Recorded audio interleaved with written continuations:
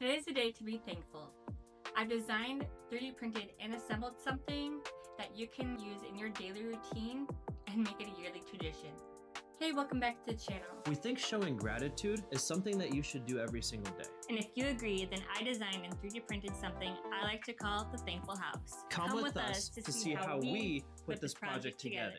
Everyone has experience with drawing houses. You start with a box, add a roof.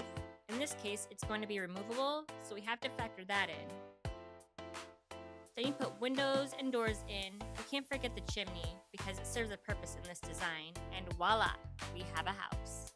One great thing about having multiple printers is while the house is printing for 4 hours, we printed the chimney, the windows, and the door, and the trim facade that will go on the house, along with the roof.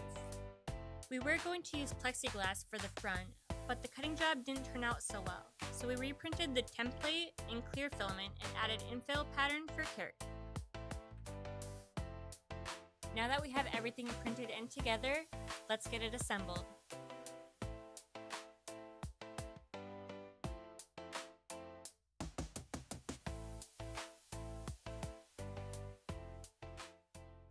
Now that we've got it all done, we'll show you how it works.